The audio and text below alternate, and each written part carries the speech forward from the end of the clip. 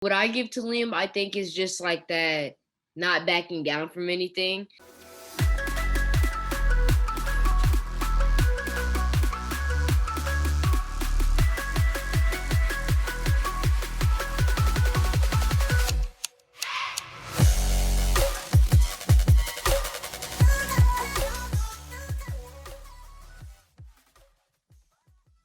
Hello, everyone. I hope you're all having a wonderful day today. My name is Talal, and you are listening to the Popcorn and Soda Podcast, the show where we discuss all things movies, pop culture, and so much more. I want to thank each and every one of you for making me a small part of your day. On today's show, we are joined by a very special guest. He is one of the fastest rising young stars in the industry today. You know him as Liam Gallagher on Showtimes hit series Shameless, which is now airing its final season. You've also seen him in 21 Bridges, which starred the late great Chadwick Boseman. On the show today, Christian Isaiah. How are you, Hi. Christian? I'm doing good. I'm doing good. So good to hear. And thank you so much for coming to hang out on the show today, man. Thank How, you. hey, my pleasure. How's this last year been for you? We're living in such a crazy world. What have you been doing to keep busy and keeping your sanity? It's been hectic. I just try to figure out periods to time try to sleep in, but other than that, it's been hectic, and I've been going and going and going. That's good, man. And that's good to hear. It's such a wild world we're living in with everything going on. And especially you being in the creative arts as yourself, being an actor. What's the biggest thing that has impacted your acting career with the entire shutdown and lockdown that we've had? I think that's a good question. I think just auditioning. Auditioning was very different where you kept doing it from home because I sort of didn't like going in because when you audition at your house, you could do it as many times as you want. Yeah. So I think that was like the biggest, whoa, that's gonna be different from now on. You're not gonna go into a room with someone. You're gonna actually be at your house with whoever's recording you and just see you as a person. Yeah. So just in your own space, sending out these Zoom auditions and Skype Yeah. auditions. That's funny. Yeah. You've had such a great career at such a very young age. Before we dive into all things Shameless, where does this all begin for you, man? What were some of your early influences, favorite movies? What made you want to be an actor? Honestly, I think just wanting to be an actor was just portraying another character and not being yourself all the time. I think it was just portraying someone else and their living in their life and how they moved or how they woke up or what school they went to. I guess it was just being different. That's what I liked about being an actor. Was there a movie or something growing up that you just watched that just made you want to be in the creative arts? What were some other early movies that you just loved? I think it was just the movies Fast and Furious and everything's Cars. Like Yeah. Cars and Fast and Furious were one of those like movies or TV shows that I loved, but I don't think that really got me into acting. I think I just loved acting as like portraying someone else. Right on, man. That's great. And transitioning from that into Shameless, the final season after 11 great seasons, and that's a massive deal. Any show having 11 seasons. The show's evolved so much over the span, especially with such a great cast. William H. Macy, Emmy Rossum, Justin Mhm. Chatwin, yourself. Your character of Liam, he's had such an interesting arc from where he began to where we see him now as the last season is currently airing. What Mhm. would you describe as Liam's arc from where he began as to where he is right now? He just matured. He matured a lot during like his beginnings to the end. I think he matured and figured out himself way better than the beginning, and he was just he was just knowing himself better. That's I think what made Liam that ending like he sort of felt better about himself because at the beginning he was sort of progressing, but now he's like, okay, I know who I am. I know what I'm gonna do in the future. Absolutely. And it's so funny because you're growing up as this character is growing up as well. Is there Mhm. anything that you bring to the character of Liam from your everyday life and vice versa? Do you take anything away from Liam himself? I think I what I give to Liam, I think is just like that. not backing down from anything. Because sometimes Lim as a character will back down and not really speak his word. But I think me, I will speak my word. And I think I gave that to Liam. And I think Liam's smartness, even though I was smart, it was like Liam was a different kind of smart that not everyone saw every day. Yeah, absolutely. And it's just, as I mentioned, this great ensemble cast. So give us the scoop, man. Who's the biggest prankster on set? What goes on the set of the show? Hmm. This year we haven't done that many pranks, but it was for sure me last year. I Oh was yeah. the biggest prankster. Who's And who's your biggest target? Who do you go after the most?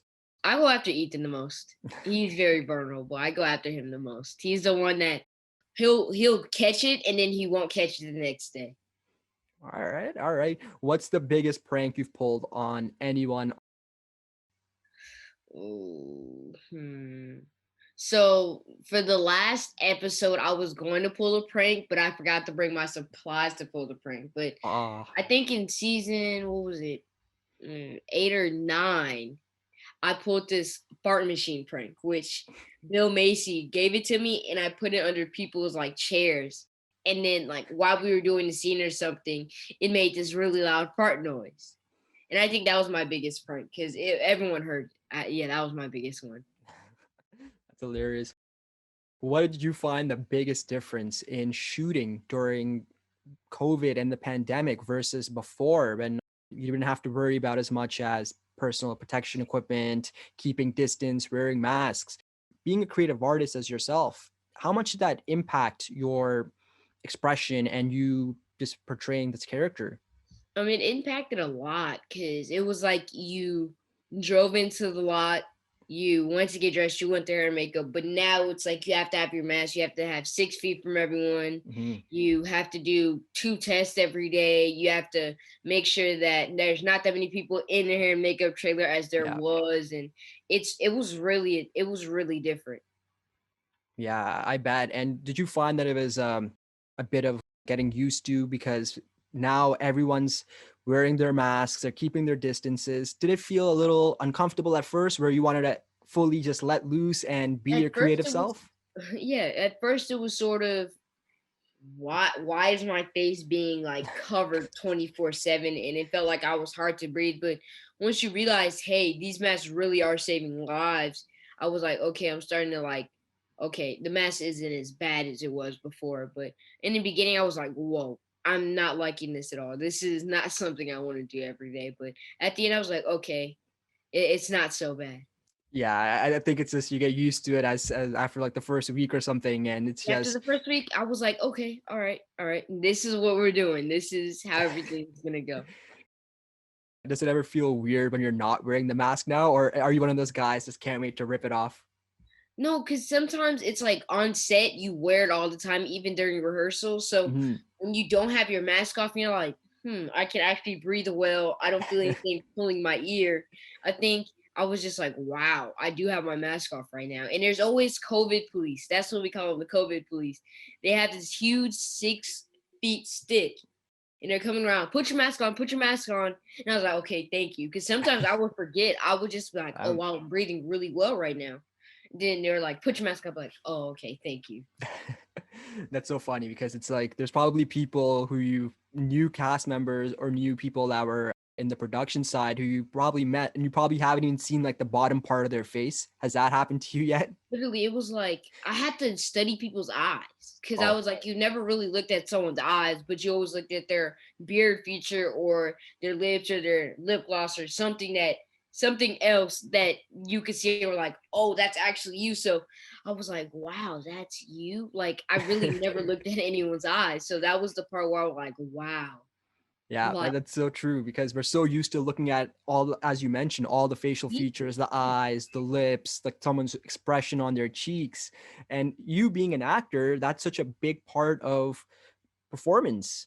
Just literally it's making sure that everything is on point. So when you can't see everyone's face and it's sort of shocking on how you can act to their highest ability and to your highest ability because you can't really tell their expression all the time. for sure, absolutely. Now, as the show wraps up and as the series wraps up, what do you want the character of Liam to be remembered for the most? I think his the most I think his strive onto not always giving up or to always trying to find the better option of things and not going the wrong route. I think that's why I want people to remember Liam as like the good person of the Gallaghers. For sure. And just as the show is wrapping up, what was your last day on set like? Was there a lot of tears? Was it bittersweet? How was that all like? Yeah, it was like bittersweet because no one wanted to leave Yeah. everyone. Like no one wanted to leave. They're like, we could go for Shameless as long as possible. And then everybody was like, dang, it's like really finally over. And like when people started to digest that, and it was like pretty sad. It was really sad. Yeah, absolutely. Do you have a favorite episode or a favorite Liam moment? Hmm. I think my favorite Liam moment is when he lied to Frank about the codes to the kids' mansion. I think in season, what was that, 8? Yeah, Season it's pretty 8. earlier on. Yeah, it's a couple of years Yeah, ago, I it think. was Yeah. very early. Yeah, but I liked that episode because it was like Liam wanted Frank to sort of get in trouble, but not get in trouble, but didn't want him to get the code to the kid's house. Yeah. And hey, transitioning from Shameless to another great role that you played, and that was in 21 Bridges with the great Chadwick Boseman and the amazing Russo brothers, who are literally, they can do no wrong. What was it like playing this younger version of Chadwick's character in the movie? It was very interesting because at first I didn't really know how the movie was and why it was called 21 Bridges or really just the background. But when I really watched the movie and I knew the backstory on why the kid was sad and what the kid was going to grow up to be, it really was amazing. It was wonderful. Did you get a chance to meet Chadwick on set? Yes, I did. I got multiple chances to meet him actually. Every time I filmed, he was actually there. Oh, Like wow. sometimes I wouldn't see him, but then I'll see him or he'll walk in like to where we're the location we were filming and give me like sort of details or sort of hints on to do something. Wow. What's the biggest takeaway that you got from your conversations with such a great guy? I think we were just sitting down and I think we were just sitting down and talking. He was just talking about just normal things. Like everyday stuff, right? We Yeah, all think everyday of like stuff. It him was just as like, like Black wow. Panther, but he's just Like an everyday guy. it wasn't him as an actor, it was him as a person. Like I knew this man for like my whole life, but I've only known him for like probably 5 hours. Like it was just something that was like just shocked me when we were talking. Yeah, and then that's a very common thing that I've read a lot about people that have interacted with him is we see him as this legend, like the Black Panther on screen and always James Brown, all these amazing roles that he's played. But when you actually strip that all back and talk to him as Chadwick Boseman, the human being, he's just a very personable guy and someone who's just very caring about pushing forward diversity, inclusion. Yeah, that's awesome. You had that experience. Yep, he's really just a down to earth guy. He was a really down to earth guy. So, what did you find was the biggest difference between shooting a TV show and a movie? Is it more so just the movie is a bigger set, everything is just more amplified, or did you have to kind of shift on how you were acting on both mediums? I just seemed like for a TV show, it was sort of it's such a short time for the movie as well, but for the TV show, you knew everyone, and it was like it was sort of short. It was like 6 months, but it was still short. But for the movie, I only did like a week or so, but it was really short. But everyone like excuse me, I really got to know everyone. I really got to like get along with everyone. And I sort of liked the movie better. It just felt like a different environment. But the TV shows, I really like doing TV shows. But once you like wake up one day and you're like, wow, I'm still on that episode after this many days, it's like, wow, like that. It's been taking a long time. But for a movie, it's just you do those scenes that day, this scene that day, and then you do the end of the scenes, you know? And I feel like I'd rather do more movies than TV shows. And then that's a very common thing where I hear about TV shows. It's like this tight knit family because you're seeing the same people all the time. But as you Mm. mentioned, you could be doing a TV show for like a one episode for like a full week rather than a movie where you can even finish your parts in a couple of days, right? Exactly. Like you can do a couple of scenes or a couple of short, like not short TV shows, but like just a bunch of scenes in like 1 month. You could almost be halfway done with the movie. But like with the TV show, you'll be on one episode for like 2 weeks or so if it's like really really long. Yeah. And speaking about TV shows and movies, what's next for you, man? Is there any dream roles you'd like to play? What do you have on the go? Um, I don't necessarily think there's any. I want to be on the next movie, but I don't really think. I don't really know what TV show or movie I'm gonna be on. I just know I want to be on a movie very soon. Okay. Now, if you could choose one role that someone comes up to you right now, Christian, here's a blank slate. You can play any role you want. Which role would that be? Either a superhero, anything. What would you say?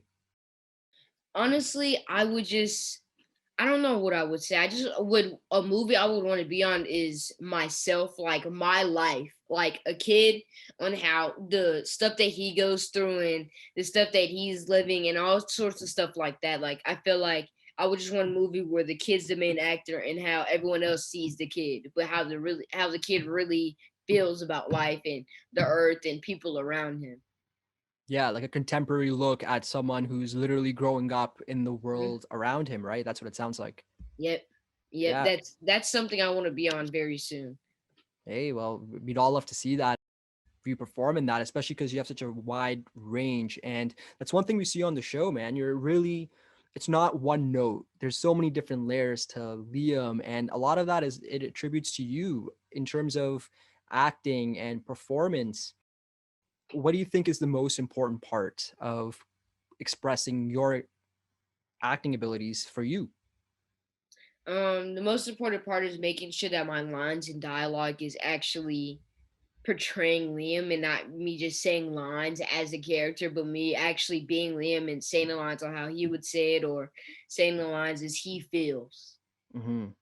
Absolutely, yeah, and that it's so great because we see that, and the sky's is the limit because you're just gonna continue to flourish and continue to just work on these things, and before you know it, you could be the next big star in Hollywood, man. That's gonna be awesome. Looking forward to that.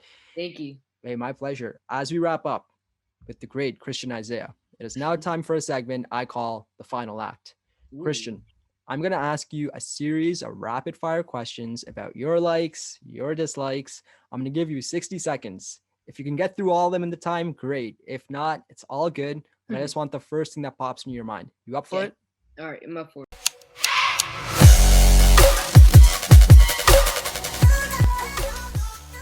Movies or TV shows? Movies. Watch at home or in a movie theater? Home. Favorite movie? Fast and Furious 1 through 9. 1 through 8. Favorite superhero movie? Ooh. Black Panther. Favorite character from the Fast and Furious? Ooh. Dom Toretto. All right. Any TV show you're currently watching? Gina and Georgia. Did you keep any mementos from your time on Shameless? Yes. What do you prefer more, summer or fall? Ooh. Summer. Does pineapple belong on pizza? Yes, it does. I love pineapple on pizza. All right. Favorite sport? Basketball and football. Favorite player in basketball? Michael Jordan. All right. Favorite football player? Dak Prescott. All right. Favorite musician? NBA YoungBoy. All right. PlayStation or Xbox? Xbox. Favorite game? Warzone. Call of Duty Warzone. All right. And lastly, describe Shameless in one word. Dysfunctional. That was awesome, man. You got through all those questions, and I love your honesty with all of that. Christian, thank you so much for coming to hang out on the show Thank today, you. Thank man. you so much. No, my pleasure. And as I mentioned, you're so talented, and the sky is truly the limit. And I'm so excited to see what's next for you. Where can we find you online? You can find me on Instagram and Twitter. They're both the same at Christian Isaiah